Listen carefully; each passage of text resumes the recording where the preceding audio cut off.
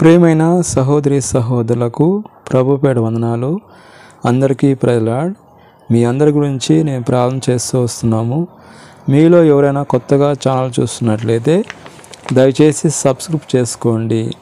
ఈరోజు మనం దేవుని వాక్యంలోంచి మానవుని సృష్టి గురించి మనం చూసుకుంటాము. అది కీర్తన గ్రంథము 100వ కీర్తన 3వ వచనం.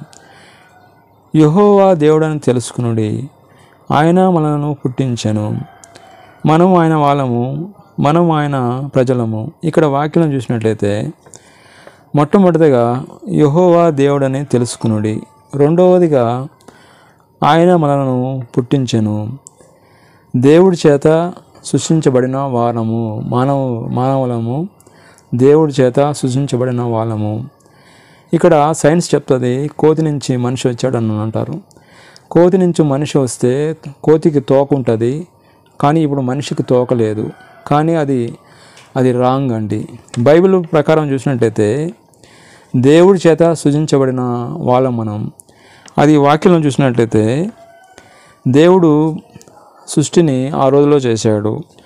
అది మొట్టమొదటిగా దేవుడు వెలుగు చేశాడు, రెండవదిగా ఆకాశం చేశాడు, 3వ రోజు ఆయన భూమిని, సముద్రమును మరియు మొక్కలను చేశాడు, 4వ రోజు ఆయన సూర్య చంద్ర నక్షత్రాలను చేశాడు, 5వ రోజు పక్షులు మరియు చేపలను చేశాడు, 6వ రోజు భూజంతువులను మనుషులను చేసినట్లు మనం చూస్తున్నాము. ఇక్కడ మనం 6వ రోజు మనుషులను చేసినట్లు మనం చూస్తున్నాము. ఇక్కడ దేవుడు వాక్యాలను చూసినట్లయితే ఆది కాండము 2వ అధ్యాయము 7వ వచనంలో చూసినట్లయితే దేవుడైన యెహోవా నేల మట్టితో నరుని నిర్మించి వారి నాసిక రంధ్రంలో జీవాయువు ఊదగా నరుడు జీవాత్మయును. ఇక్కడ ఇంకొక వాక్యం చూసినట్టయితే ఆది కాండము 1వ అధ్యాయము 27వ వచనంలో దేవుడు తన స్వరూపమందు నరును సృజించెను, దేవుని స్వరూపమందు సృజించెను, స్త్రీగాను పురుషునిగాను వాడిని సృజించెను. ఇక్కడ మనం చూసినట్టయితే మన తల్లి, నాకు తల్లిదండ్రులు ఉన్నారు. వాళ్ళు ఎక్కడి నుంచి వచ్చారు? వాళ్ళకి ఒక తల్లి ఉంది, వాళ్ళకి ఒక తల్లిదండ్రులు ఉన్నారు. అట్లా మనం చూసుకుంటే లాస్ట్లో మిగిలేది ఎవరంటే ఆదాము, అవ్వ.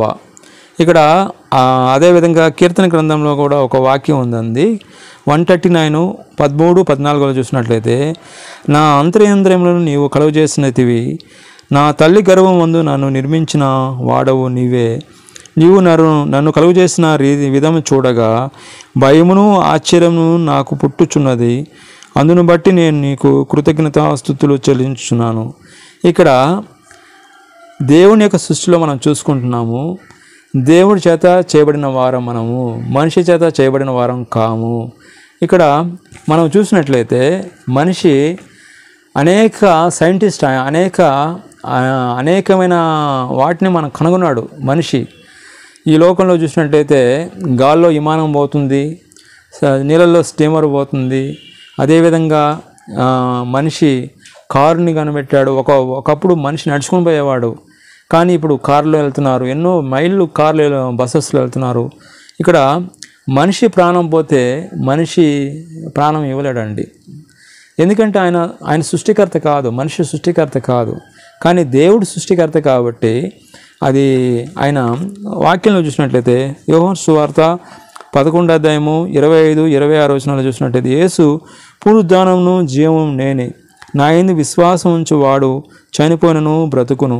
ఇక్కడ యేసు ప్రభు ఆయన వాక్యం చెప్పాడండి. ఆయన చెప్పింది చేశాడు. ఇక్కడ ఈ లాజరు బయటికి చనిపోయి 4 రోజులు అవుతుంది. లాజరు బయటికి రమ్మని అనగానే 4 రోజులైన ఆయన డెడ్ బాడీని లేచినట్లు మనం చూస్తున్నాము. అంటే యేసు ప్రభువులో ఆయన ప్రాణం పోయడానికి ఆయన ప్రాణం పోయడానికి ఆయనకు అధికారం ఉంది, ప్రాణం తీయడానికి ఆయనకు అధికారం ఉంది. ఆయనే సృష్టికర్త, ఆయనే మనకు తండ్రి.